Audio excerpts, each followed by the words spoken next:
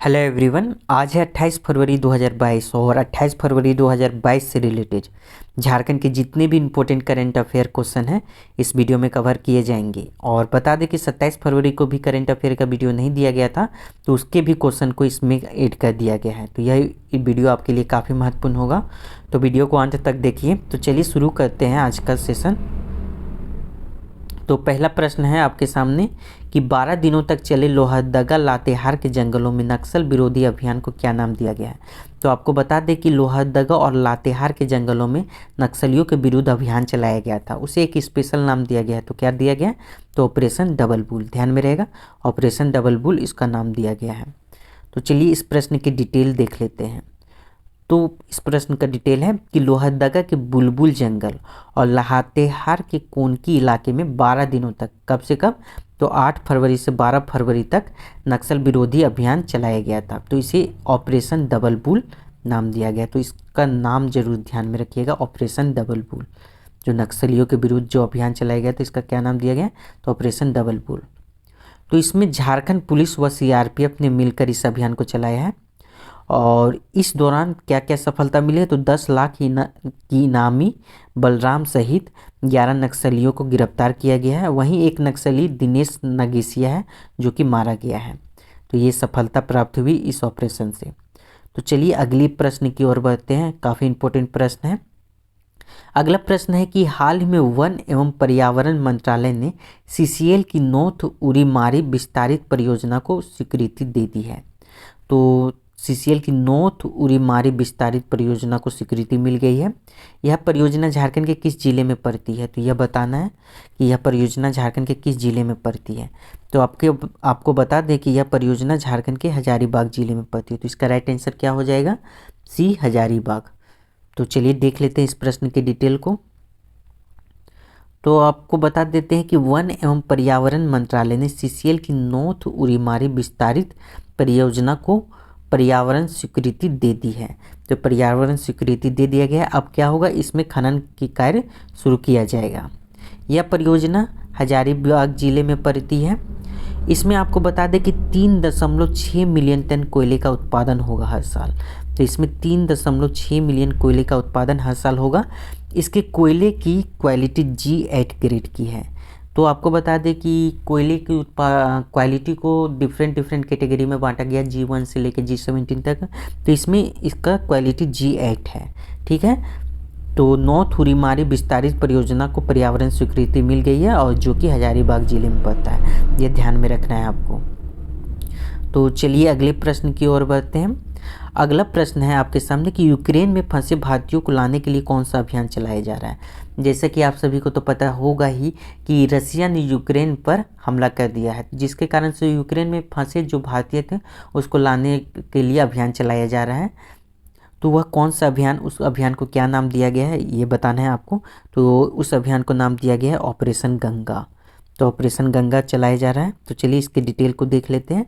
तो केंद्र सरकार की तरफ से यूक्रेन में फंसे भारतीयों को एयरलिफ्ट करने के लिए ऑपरेशन गंगा चलाया जा रहा है। तो ध्यान में रखिएगा, ऑपरेशन गंगा इस अभियान का नाम है।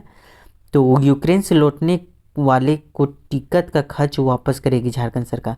तो जो झारखंड से संबंधित वासी होंगे जो यूक्रेन से आएंगे, तो उनका जो खर्च होगा उसका वहन झारखंड सरकार करेगी।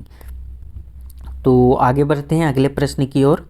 और अगला प्रश्न है आपके सामने कि झारखंड के स्टैटिस्टिकल प्रोफाइल 2020 के अनुसार 2011-12 के मुकाबले 2020-21 में झारखंड की प्रति व्यक्ति आय में कितना प्रतिशत का वृद्धि हुआ है।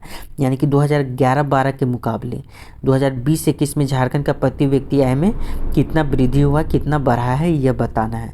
तो आपको बता दें कि इसका राइट आंसर क्या होगा। तो इसका राइट आंसर होगा 30%। 30% का वृद्धि हुआ। तो देखिए कि 2011-12 में कितना था प्रति व्यक्ति आय, तो 41,254 रुपया था, जो कि 2020-21 में कितना हो गया? 53,489 रुपया हो गया। तो इसमें कितना प्रतिशत का वृद्धि हुआ? तो 30% का वृद्धि हुआ। ये ध्यान में रखना है कि आपको कि 30% का इसमें वृद्धि हुआ है। इसके अलावा क्या क्या जानकारी था इसमें? तो राज्य के जीडीपी के टेरेस्टरी सेक्टर में भी सेक्टरल ग्रोथ भी पिछले साल की तुलना में 39.76 की गई है। तो पिछले साल की तुलना में सेक्टरल ग्रोथ 39.76 आंकी गई है। और आपको बता दें कि यह जो स्टेटिस्टिकल प्रोफाइल है ये किसके द्वारा जारी किया जाता है, तो योजना सह वित्त विभाग द्वारा जारी किया जाता है यह रिपोर्ट। और तो आपको अभी तो पता होगा कि वित्त विभाग यानी कि वित्त मंत्री कौन है, तो वित्त मंत्री है डॉक्टर रामेश्वर उरांव। नहीं पता होगा तो ध्यान में रखिएगा कि वित्त मंत्री अभी कौन है, डॉक्टर रामेश्वर उरांव।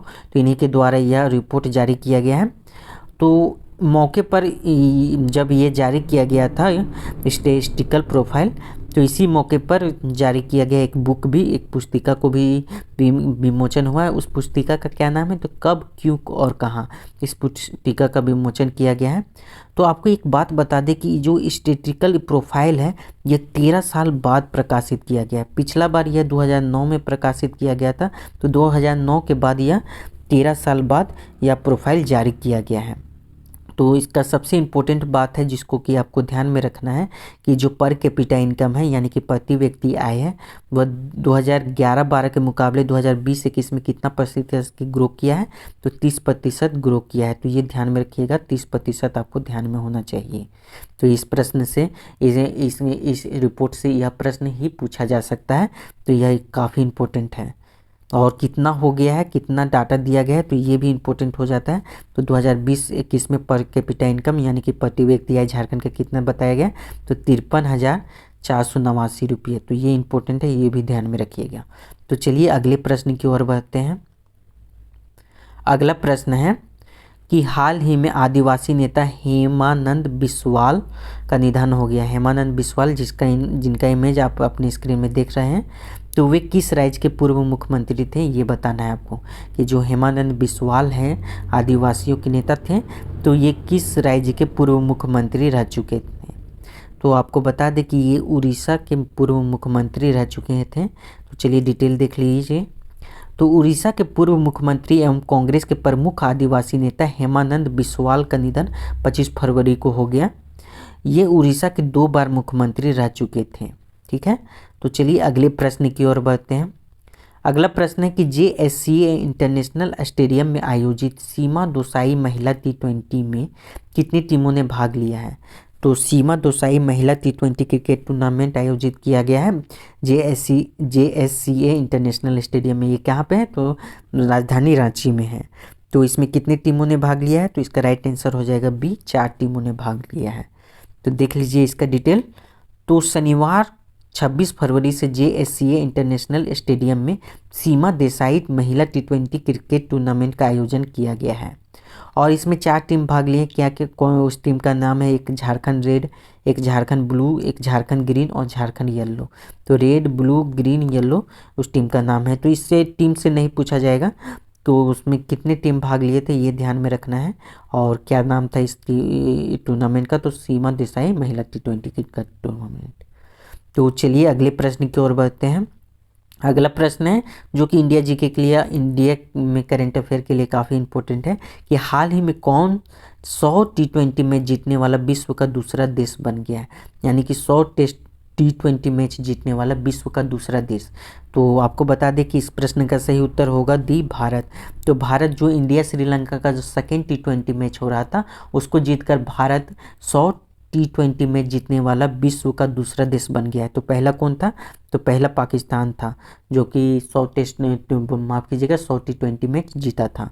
तो देख लीजिए डिटेल कि पाकिस्तान के बाद 100 T20 मैच जीतने वाला दूसरा देश बना है भारत। तो चलिए अगले प्रश्न की ओर बढ़ते हैं। अगला प्रश्न है कि हाल ही में केंद्र सरकार द्वारा झारखंड के शहरी निकायों के लिए कितना करोड़ रुपया जारी किया गया है, यानी कि केंद्र सरकार द्वारा झारखंड के शहरी निकायों के विकास के लिए कितना करोड़ रुपया जारी किया गया है। तो इस प्रश्न का सही उत्तर होगा क्या, तो 112.2 करोड़ रुपया जारी किया गया है। तो ये ध्यान में रखिएगा। तो डिटेल देख लेते हैं इस प्रश्न का, तो आपको ज़्यादा क्लियर होगा कि केंद्रीय वित्त मंत्रालय के व्यय विभाग ने झारखंड सहित 6 राज्यों के लिए के शहरी स्थानीय निकायों के लिए 1348.1 करोड़ रुपये की राशि जारी की है। यानी कि 6 राज्यों के लिए जारी किया गया, उसमें से एक है झारखंड। तो झारखंड के लिए 112.2 करोड़ इसमें मिलेगा। यह अनुदान राशि छावनी बोर्ड सहित 10 लाख से कम आबादी वाले शहरों के लिए है। यानी कि 10 लाख से कम आबादी वाले शहरों के लिए यह राशि जारी किया गया है। तो चलिए आपको बता दें एक बात कि 15वें वित्त आयोग ने 2021-22 से 2025-26 के लिए शहरी स्थानीय निकायों को 2 श्रेणी में बांटा है। जो कि शहरी स्थानीय निकाय है उसको 2 श्रेणी में बांटा है। एक है कि 10 लाख से अधिक आबादी वाले शहर और एक है 10 लाख से कम आबादी वाले शहर। तो दोनों के लिए अलग अलग अनुदान राशि की व्यवस्था की जाती है। तो 2 श्रेणी में बांटा है, ये इम्पोर्टेंट हो जाता है आपके लिए। वो कौन कौन से, तो एक 10 लाख से कम आबादी वाले शहर और एक 10 लाख से ज़्यादा आबादी वाले शहर। तो ये इम्पोर्टेंट करेंट अफेयर, जो 2 दिनों का इम्पोर्टेंट करेंट अफेयर था, वे इस वीडियो में कवर किया गया है। हमारे करेंट अफेयर वीडियो की सबसे खास बात ये होती है कि हम उन प्रश्नों को लाते हैं जिनका एग्जामिनेशन में आने का 100% चांसेस होता है।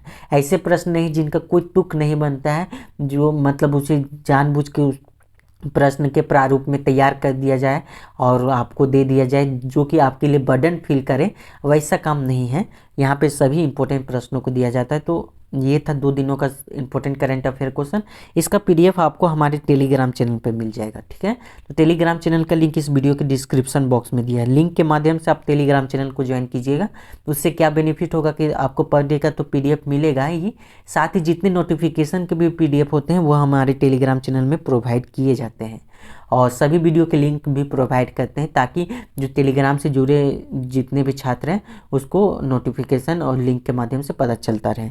तो इस वीडियो को रखते हैं यहीं तक। आपकी कोई भी राय हो तो हमें कमेंट सेक्शन में ज़रूर बताएं। आपका बहुमूल्य राय हमारे लिए बहुत ही इंपॉर्टेंट होता है। कोई भी कमी लगता हो वीडियो में या फिर कोई भी प्रश्न होता हो आपके मन में तो हमें कमेंट सेक्शन में बताएं, हम आपके कमेंट का जवाब जरूर देंगे।